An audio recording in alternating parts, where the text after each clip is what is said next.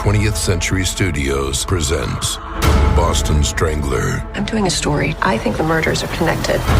Another woman was strangled. Open up! Inspired by the true story. Police aren't talking. Never seen them this tight-lipped about anything. You got any suspects? More than we can handle. Keira Knightley. The Boston Strangler must be caught. You don't have a story. How many women have to die before it's a story? Boston Strangler. Rated R. Now streaming only on Hulu. As if the McCrispy couldn't get any better, Bacon and Ranch just entered the chat. The Bacon Ranch McCrispy, available at participating McDonald's for a limited time. Ba-da-ba-ba-ba. This is Optimal Relationships Daily, episode 1687. Finding Hope When Grief Feels Hopeless, Part 1, by Reid Peterson of griefrefuge.com. Hello, everybody, and welcome to Part 1 of another two-parter here on ORD. My name is Greg Audino. I'm your host and narrator. Once again, we have a longer post we've selected for you, and it'll be shared between today and tomorrow's episodes. We're going to hear from Reid Peterson again, who specializes in grief and grief recovery, and this particular article of his talks about how to find hope when you're really in the depths of grieving. So without further ado, let's get started on Part 1 as we optimize your life. Finding Hope When Grief Feels Hopeless, Part 1, by Reid Peterson of griefrefuge.com. There are times in life when you will lose someone so special and important that the pain will feel unbearable. Your world may feel like it ended. You may feel like there's nothing to look forward to, or even nothing to live for. In essence, it may feel like there's no hope. Additionally, the possibility of having any hope seems too far out of reach. The pain from your grief has ruined all hopes for any joy or happiness in your future. Unfortunately, losing hope is a common experience. I claim it to be unfortunate because the pain is so severe. However, knowing that the experience is common can be helpful. When you realize you're not the only one suffering and that somewhere someone else has a similar story, you understand that you haven't completely lost your mind. But when you lose all hope, you lose the will to live. You may think about suicide, or that some life-ending accident is in your best interest. You may think that your own death is the only solution to stop the emotional pain. These are hard truths to accept. Hope is an important piece of life. Without hope, meaning and purpose have no, meaning and purpose. Hope is easily lost when you lose someone special. And now, hope is more important and needed than ever. What is hope? In the context of grieving a loss, hope is a belief that healing is possible. It's also a belief that though today may not be the day you feel healed, there will be a future day that the feeling will happen. To quote my mentor, Dr. Alan Wolfelt, hope is an expectation of a good that is yet to be. Hope is also a part of faith. If faith were an iceberg, hope would be the very tip of it. As icebergs are mostly submerged in water, faith isn't visible, but hope is. When you feel hope, the outlook is more clear. Hope can show up in practical and tangible ways. Often hope is expressed in the form of an attitude adjustment. I've heard people say things like, "I'll feel better eventually," as examples of expressions for having hope. Despite hope being more tied to an attitude adjustment, it is felt in the heart. If you feel hopeless, there's just too much pain currently overwhelming you. Your hope can feel imprisoned by other emotions, mostly consumed by despair and discouragement. If this is true for you, please be careful to not get too caught up in possible untruths or misperceptions. Sometimes when immense emotional pain is felt, your mind can go to places that aren't in alignment with your true outlook on life. Just because you may think or feel in a certain way, it doesn't always mean that it's absolutely true. I know that this can be difficult to discern, especially when grieving, but do your best to hold that as a reminder. Lastly, hope is an acknowledgement of what's happening in the present, along with a sense of what is to come in the future. Hope is special because it holds both the future and the present in the same context. I've heard many clients speak to the feeling of hopelessness, but also talk about the possibility of feeling better, all in the same conversation. Sometimes the acceptance of feeling hopeless is actually an act of feeling hope. How to find hope when grief feels hopeless. If you feel hopeless, you'll want to do everything possible to find hope. Healing grief takes time, and your feelings of discomfort and hopelessness may seem too consuming. If that's the case, you'll need to search for ways to find hope. Following, I've created a list of ways to help find hope. This list was compiled from many conversations I've had with clients, resources available from other grief educators, and input provided by my grief counseling colleagues.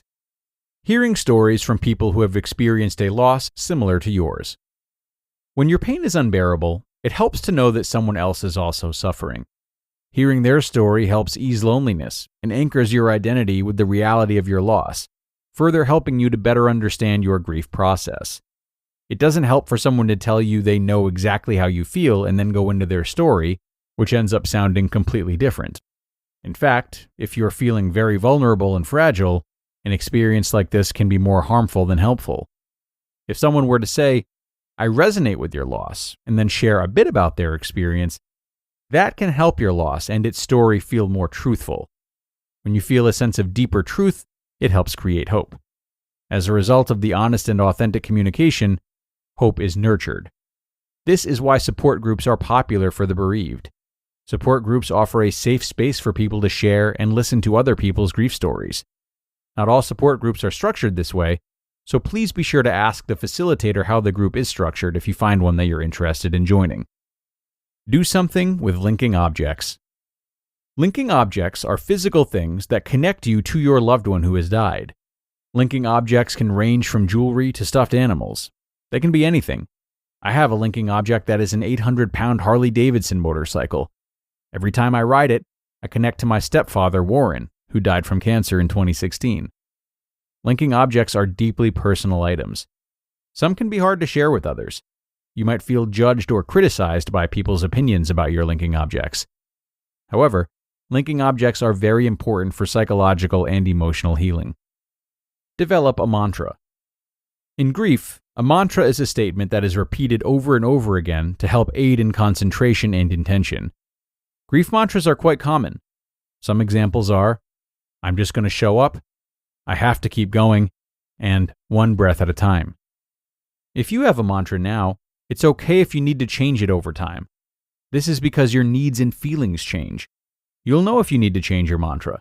Keep listening to your heart. It'll guide you. Gauge your timing and pace your grief. Sometimes in grief, feeling hopeful isn't what you want. This is another difficult truth. You may not be okay with the idea of feeling better. Being honest with yourself regarding what feels right in the moment is one of the best things you can do for yourself. If you're not available to feel better right now, know that hope is less important than other aspects of your grief, and that's completely okay. To be continued. You just listened to part 1 of the post titled, "Finding Hope When Grief Feels Hopeless" by Reid Peterson of griefrefuge.com. Priceline presents Go to Your Happy Price. What's up? It's Kaylee Cuoco. When it comes to travel, we all have a happy place. You can see yourself already there. It's beautiful. It might be sunny and sandy for some, neon and urban for others, deserts or rainforests or hiking trails. With Priceline, you can get to your happy place for a happy price with deals you really can't find anywhere else. Like up to 60% off select hotels to Costa Rica or 5-star hotels for 2-star prices in Cabo. Go to Priceline.com and travel to your happy place for a happy price. All right, see ya. I'm off to Miami. No, actually, wow, look at that. No, I'm going to Hawaii now. Ooh, Cancun looks nice. You know what? Belize looks pretty nice this time of year. Or, Palm Springs. Go to your happy place for a happy price. Go to your happy price, Priceline. And a big thank you to Reid for the beginning of this post. He always has really great ideas about grief, certainly some on display already and more to be expected in tomorrow's continuation. I actually think that last bullet point we just covered about gauging your timing and pacing your grief is going to be one to focus on, as it will really impact a lot of his ideas that he has and will share. Take, for example, his thoughts on linking objects and mantras. Part of timing and pacing your grief means how long and to what degree you rely on these types of things. You may feel you're making a lot of progress, right? As if you don't need these types of tools anymore, and then feel a sense of guilt over that. You might rely on them for crutches longer than you need to. But part of being patient with the pace at which you're grieving means listening to yourself and not putting rules on how much you use these tools. Maybe you're feeling ready to abandon the mantra. That's okay. Maybe you haven't used it for a while and you start feeling like it would be comforting to revisit it. This is all okay. And I think it stays particularly healthy if the decisions you're making are all in honor of your own process, more so than feeling like you owe something to the person you're grieving over. Try to keep that top of mind as you go through the ups and downs of your own grieving. More to come tomorrow, though, everybody. So let's wrap things up for today. Thank you so much for being here and listening all the way through. Enjoy the rest of your Saturday, and I will see you tomorrow for part 2. That's where your optimal life awaits.